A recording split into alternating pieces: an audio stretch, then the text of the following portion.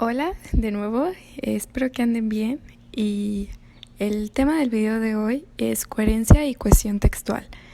Y pues bueno, como seguro lo han notado, en el curso siempre estamos mencionando estas dos cosas, como a la coherencia y a la cohesión, como factores que deben estar en todos los textos. Y bueno, entonces pues por fin hoy vamos a ver un poco mejor en qué consisten y también cómo nos ayudan a escribir mejores textos. Podemos bueno, para esto tenemos que empezar definiendo qué es un texto y un discurso también. Ahorita se va a volver más claro por qué, pero bueno, aunque muchas veces estas dos palabras, texto y discurso, se ocupan indistintamente, para los fines de este curso vamos a concebir el texto como una unidad de la lengua en uso dentro de un contexto que presenta disposición de elementos formales en función de su propósito. Y bueno, creo que se puede hacer un poco más claro enumerando algunas de sus características. Y la primera es la adecuación, que básicamente significa que los textos deben de estar bien construidos desde el punto de vista comunicativo. Después está la coherencia, que hace que el texto sea percibido como una sola unidad comunicativa o sea, una unidad y no como una sucesión de enunciados que no tienen relación alguna.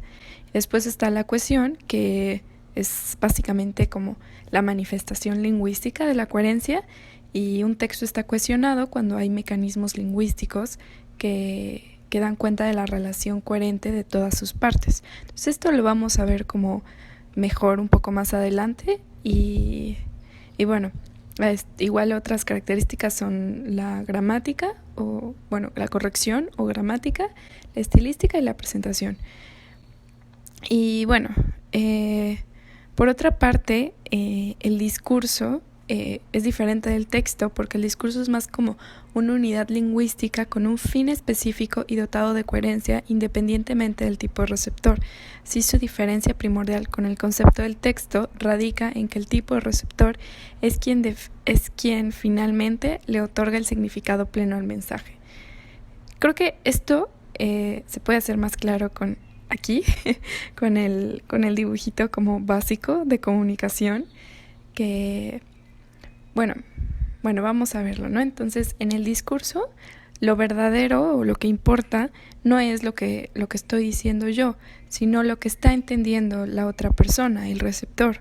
Entonces, es justamente aquí donde entran la coherencia y la cohesión, porque no sé, bueno, cuántas veces no nos ha pasado que en una revisión de un trabajo, de un ensayo, le decimos al profesor o a la profesora que nos está dando anotaciones, le decimos, no, pero es que lo que yo de verdad quise decir fue esto, ¿no? Y pues bueno, eso significa que hay un problema con nuestro texto que no nos estamos dando a entender. Y saber escribir justamente textos coherentes y cohesionados nos va a ayudar hasta a que este malentendido ya no pase. Entonces empecemos con la coherencia, ¿no? La coherencia es el tema central que le da sentido al texto.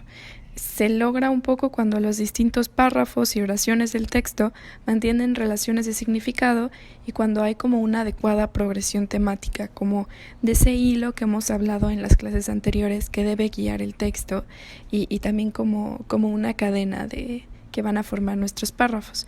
Entonces, algunos factores que indican la falta de coherencia son, uno, que el texto es reiterativo, y esto ya lo vimos un poco con las macroreglas de selección y supresión. Otro es que el texto es contradictorio en su estructura, pues sí, que a veces damos un ejemplo contrario a lo que queremos decir o cambiamos de opinión a lo largo del texto.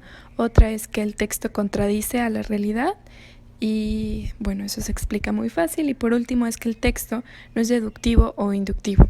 Igual esto ya lo hemos visto en otras sesiones, que el texto siempre debe ir basándose a través de lo que vamos argumentando, ¿no? Entonces vamos con la cohesión, porque también algo muy importante es que la coherencia es resultado de la cohesión. Entonces, ¿qué es la cohesión? La cohesión es la relación de dependencia entre las distintas oraciones de un texto.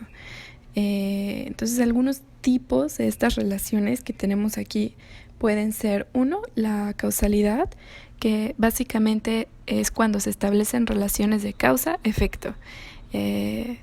Son, por ejemplo, podría ser como conectores como puesto que, pues, a causa de, supuesto que, como que, y bueno, conectores de causalidad. Después está la certeza, y bueno, la certeza refuerza las ideas que el autor presenta en el texto.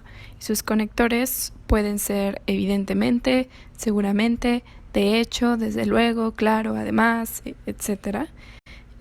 Después está las relaciones de consecuencia, que es cuando se relaciona la continuidad de las ideas anteriores con las siguientes. Entonces, algunos conectores que forman relaciones de consecuencia son pues, de este modo, luego, por lo tanto, ahora bien, con que, por siguiente.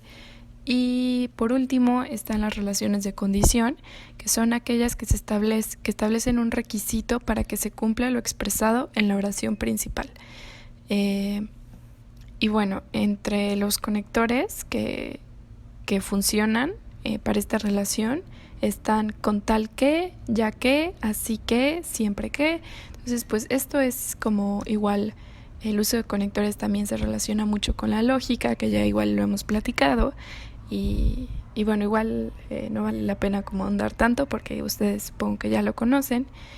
Y bueno, por último, están algunos mecanismos que nos pueden ayudar para lograr la cohesión en nuestros textos.